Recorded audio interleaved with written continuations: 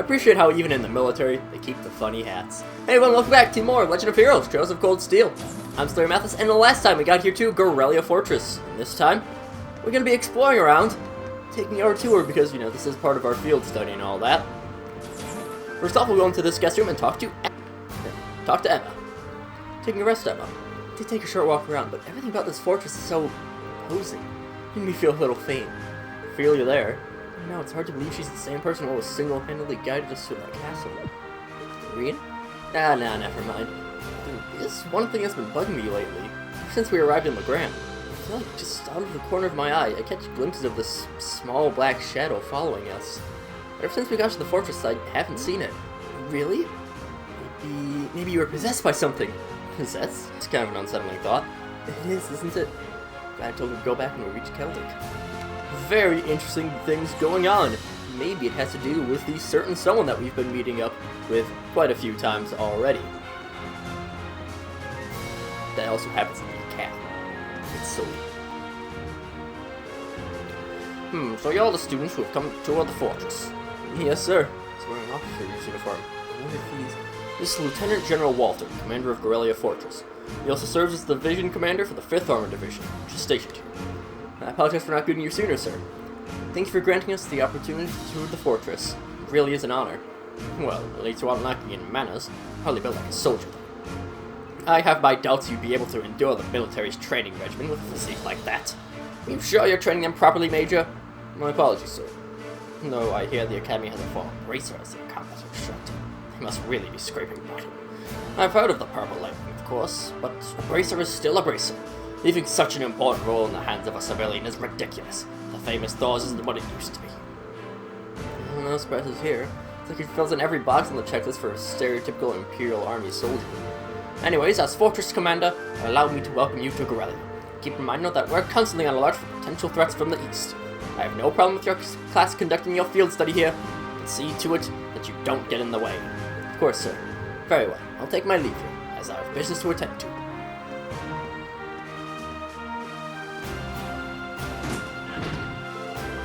He's certainly strict.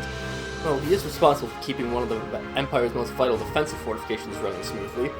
Considering the ongoing tensions between the Empire and the Republic, we should be grateful he allowed you to come at all. I won't forget it. Now, I'm afraid I must excuse myself as well. You're welcome to tour the rest of the fortress, but don't try to enter the command center. And, surprise, surprise, military guy acts like military guy. Really shouldn't be that much of a surprise, but oh well. Sorry about that. Let's talk to Laura and Fee next. I heard about the fortress from my father, but seeing it in person really drives home its incredible scale. Oh yeah, your father helps train the Imperial Army in swordsmanship, doesn't he? I can see why he's so busy.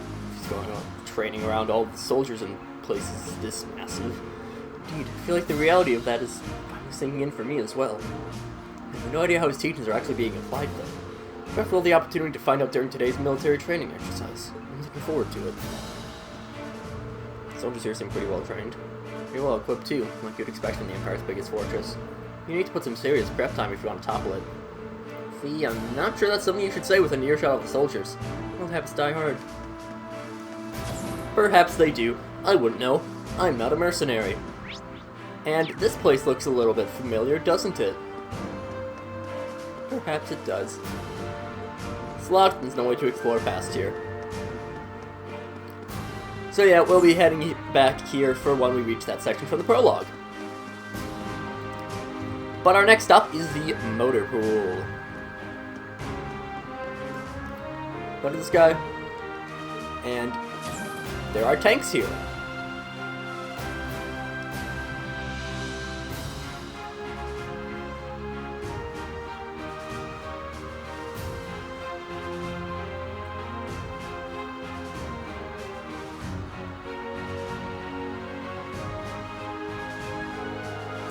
This is the hangar for tanks and armored cars. Kind of staggering to see so many of them lined up in one place. Yeah, that is a lot of tanks. I wonder how many Grunoas we can defeat with that. Why did I go for Grunoa? I don't know. I'm not looking forward to this. You've never seen any military exercise before, right, Reen? Yeah, this will be my first time. I take you have then? Yeah, my dad showed me one the last time he brought me out here. He really does want me to join the military, but I really don't think I'll ever be suited for it the way he is. I get where you're coming from. The more I hear about his dad, the more curious I get. I'm not entirely sure how to feel seeing so many Atkins lined up like this. The Ride company makes these, don't they? Unfortunately so. I'm sure they'll be using them for this military exercise too. As far as I can tell, they'll be pitted against the older automated models. It sounds pretty brutal. The tanks don't stand a chance. That's kind of the point. They want to show off just how easily the Atkins can dominate them. You don't get the chance to see, to go eyes on with this stuff every day. Take the opportunity to see for myself just how competent they are. So at least she seems a little bit proud of what her familia does. Now, it's actually a good thing that I came back up here. One, because we need to go and talk to whoever's in there. And two, because we actually need to go over here, go to the shop, and buy the next copy of the Imperial Chronicles. Heading into the briefing room, we have Instructor Sarah. Oh yeah, Toval gave me a call about what happened in the Gram. So he had a mechanical monster show up outside the city limits. Yeah, Toval looked pretty concerned when we first mentioned it to him too. You know anything about them? Well, I'm no stranger to the group that makes them. They go by the name Ouroboros. They're a secret society of sorts that acts in the shadows all across the continent. Secret society? You don't know how many members there are, what they're capable of. Honestly, we don't know much about them at all. What we do know is that they have access to technology more advanced than most of the cutting-edge research institutes. They've been behind several crises that have threatened to shake the foundations of entire nation-states. These are people who make these monsters. If I hadn't seen it with my own eyes, I'd find it hard to swallow, but there's no denying what we saw out there. Well, you don't need to come to grips with it just yet. They call them mechanical monsters like the one you fought, archaisms. And lately it seems like an awful lot of them have made their way onto the black market. It's one sighting after another these days, all over the Empire and beyond. That's heavy. That means there's a chance they might be plotting something here in Erebonia? Just in your opinion, I mean. Well, that's the tricky thing about them. That doesn't necessarily mean that at all. In cases where we've known they've put archaisms into the wild purely to test their abilities, for example. Still, it's something to keep in the back of your mind, at least. Be sure to let the others know, too. So a little bit more about the mechanical monster that we fought outside of Legram at the end of the last part, even. Was it last part? No, a couple parts ago. Because, yeah, last part was...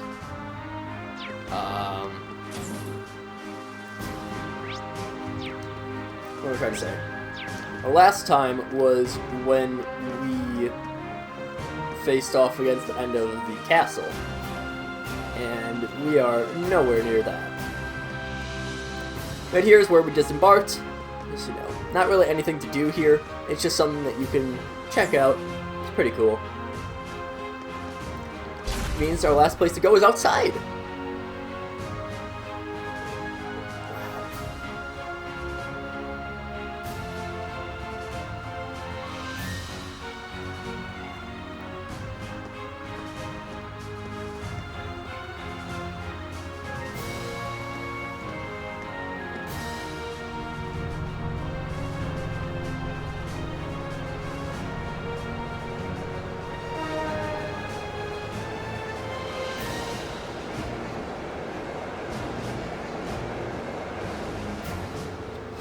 The size of this place. Oh, given the uniform, you must be one of the students from Thor's. Feel free to look around all you like. Try to stay out of our way. We're all incredibly busy at the moment. So if you don't mind, I'd ask you to make your way over to the corridor over there instead of hanging around here. Understood. Thank you very much. Corellia is very green. Like, almost absurdly green. Why is it so green? Like, I don't know. It looks cool, but it's also very green. Guys, you okay? I'm just kind of shocked by how different the atmosphere is from Zender Gate. Well, it is a major military base around the border of Crossbell. I can imagine it'd be quite this big, though. This place is such a departure from Zender Gate that I can hardly believe this is the same military. Although, perhaps this is the true face of the Imperial Army. This fortress is the very definition of oversized, and it's ignoring the excessive display of military power. I imagine that the posturing is meant to show the Croydon provincial army that they can crush them on a whim. That's what this place probably means to you and your family, I suppose. I don't agree with my father's actions. I can't say I'm comfortable with this fortress's presence either. fact, I find it hard to believe that anyone can sleep peacefully near a fortress like this. Miller was probably the most okay with this. I just can't see it from here after all. People see it from where the railway guns are, but they'll be mad if we get too close to them. Now, Melium. Got a huge Orcus Tower where they're holding a trade conference. I'm gonna get a good view of that. I mentioned the Imperial Chronicle and on the radio. If we see it from all the way over here, it'd be incredible. Would I ever lie to you? I wish I could have gone with Gramps instead of being stuck on some stupid field study. Second then. Speaking of which, they're going to be holding the keynote session there tomorrow. What are they talking about during it? Most people are thinking it's just so they can decide on finance rules and stuff for Western Temeria. I think it's going to end up being who Crossbow really belongs to. No, and Gramps might even try to get Crossbow to become part of Erebonia. Seriously? But it's going to be the truth, so he'll probably just try to shake everyone up a bit. So is there too, so here's hoping things go well. For some reason, I don't fully trust that. We can continue our explorations. Not really. We should have to go all the way back there.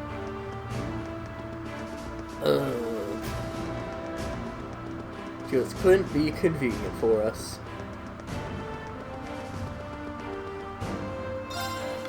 We just return to the fortress. And where is this? Because there's one other place that we are missing. There's the tank garage. So we haven't seen, Crow. Who is it all? We haven't seen Crow. We haven't seen Machias. I think that's it. Might be it. We'll just head out over here, see if this is a little bit of a different area. Got the flight port, and there we are.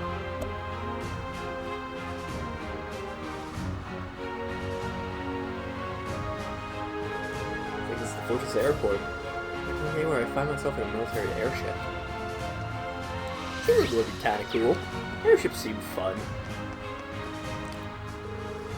Crazy. It really is night and day. And it's hard to imagine two places more diametrically opposed. What's wrong, you two? No, we were just talking about how different this place is to Jirai. Jirai was super lively, but this place. I think Crow's having withdrawals now. He's someone without easy access to a casino at all times. I think everyone's talking about Jirai these days, though. Is it really that amazing? It was. I didn't know what to expect with the recent annexation by Erebonia, but everything looked fine to me. Its offices, an entertainment district, and all the people I saw were thoroughly enjoying themselves. I'd go as far to say that they're happy to be under the Imperial government's control. I don't know if I'd go that far. A little bird told me Chancellor Osborne was the one behind the annexation in the first place. He also told me that he used some pretty forceful tactics to get them to agree. And of course, most of their tax money takes a brand new detour straight to the Imperial government's pockets. I wouldn't be surprised if it made the annexation happen just to fatten his pocketbook. Paying tax is a citizen's duty. Only natural they do so now they're under everyone's protection, right? And indeed, seems like there is some issues going on.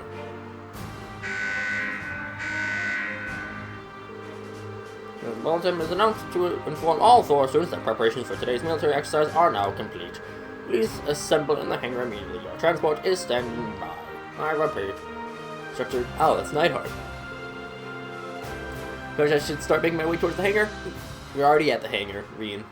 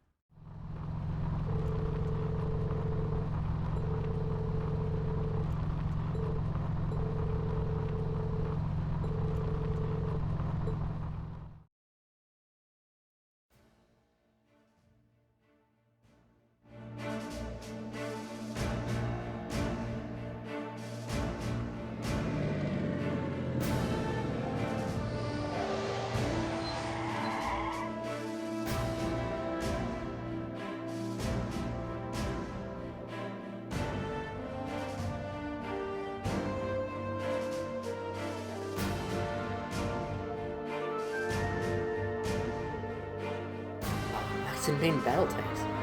There are plenty of older model tanks out there too. You can have that airships here. Oh yeah, look, what we saw in Nord. Welcome. Oh.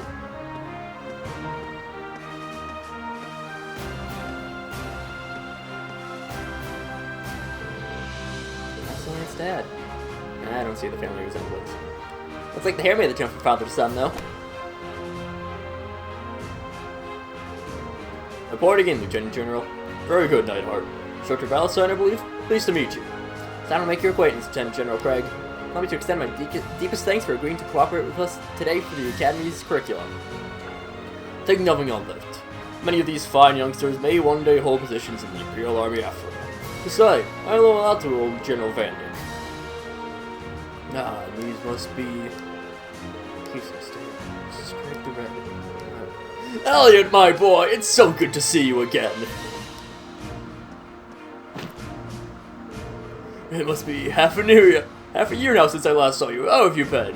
That's a sharp-looking uniform you've got, too. In the photo, it looked even better on you in person. Yeah, come on. You still got a long way to go if you want to put on some real muscle. And there's a part of me that hopes you'll still stay my little cherub forever. But you're a man of Erebonia. A man of the Empire must be strong, stout, and ready for action. It was for your own good as a man that I held back my tears and enrolled you in the military academy. Man, you can't breathe. Everything I've been told about him was a lie. There do seem to be some differences from the stories. Kidding me? You still look a cool guy. What a delightful commanding officer you have, Major. Words fail me. Dad, knock it off. Tell Fiona. Moving right along.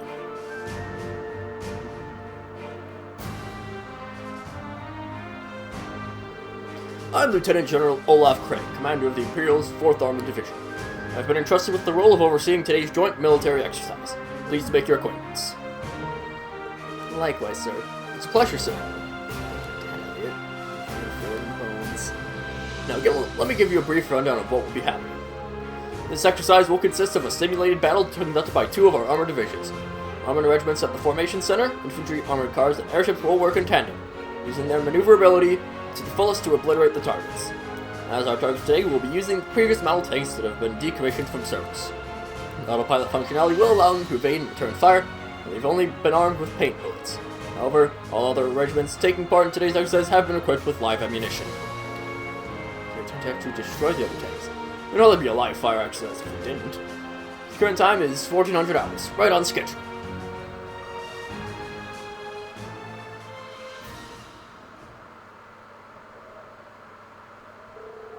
We'll now begin today's joint military exercise. Our Divisions 4 and 5 commence combat operations. Glory to the Empire and the Imperial Army. Begin! 5th Armored Division, Armored Regiment will advance first. Armored Car Regiment and Infantry Regiment follow their lead. 4th Armored Division, Armored Regiment and Infantry Regiment advance together. Armored Car Regiment deploy to the left and right.